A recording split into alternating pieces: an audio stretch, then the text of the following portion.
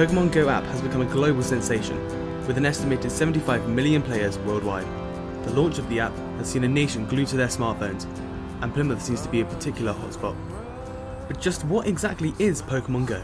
It's basically, I think the best way of describing it is a worldwide phenomenon. Everyone's kind of picked it up.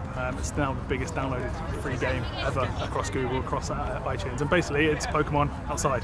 So the idea is that you find Pokemon, you capture them in Pokeballs, you do gym battles, and then you do what we're doing today, which is walk and hatch eggs. So why do gamers think it's had such mass appeal? The game itself is, everything that I wanted as a kid. I get to go and catch a Pikachu finally. I get to go and catch a Squirtle or a Bulbasaur. And then they've announced recently that there's going to be competitives between one-on-ones. There's going to be training, so the whole system's coming in as well. So more people are excited about the future as well. 20 years ago, I sort of dreamt of they need to do like a Pokemon world. They've done like this region and that region. They need to do like the whole Pokemon world where you can just travel the world and catch Pokemon.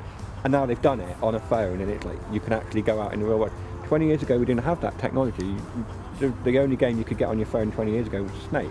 The app has also been praised for the social impact it's had on gamers. This game has brought so many people literally out. I know some of the most reclusive people ever, and they've walked miles in the last few weeks.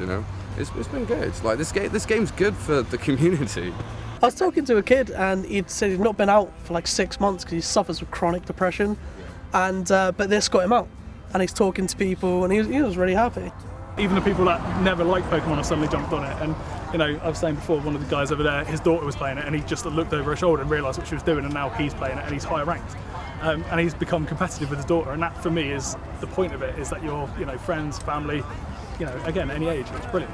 I'm not sat at home isolating myself, and sort of having had depression as well in the past, you tend to isolate yourself quite a lot and go into your own little world, and if you've got a PlayStation and a TV, it's easy to do. This is sort of encouraging a lot of people with similar problems to get out and sort of enjoy the sunshine or the weather and meet other people and sort of overcome that isolation.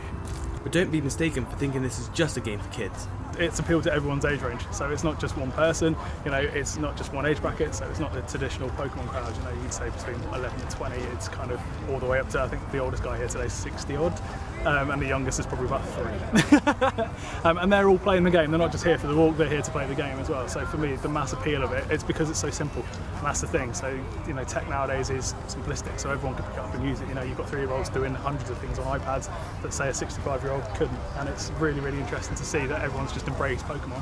But it's a real good phenomenon. I smile about it because it's brought everyone together. It doesn't matter who you are, where you come from. I'm not from Plymouth, but I'm part of this group today. It's one of those things. You can be in a wheelchair, you can have a pushchair, you can bring your dog, and it's the community, and that's the big thing about it. Gaming has always been a big community, and for me, being part of that is what I've been doing for the last 22 years or so. And these walks aren't just an opportunity to catch Pokemon. Game stores have been calling on enthusiasts to raise money for charity. Plymouth's Pokémon GO group, now the largest group in the world at almost 4,000 members, were out in force for a 10k hike to raise money for Special Effect, a charity for disabled gamers. They make gaming accessible for people who have got disabilities, so someone who may have MS or cerebral palsy, people who've lost limbs, people in wheelchairs. So they make it gaming accessible so they can literally just game like everyone else. And the reason why this event has just been so successful with it is because everyone here is a gamer. They can all relate in some way, even though not everyone here even knows each other. They're meeting each other for the first time, and they've just come together so amazingly.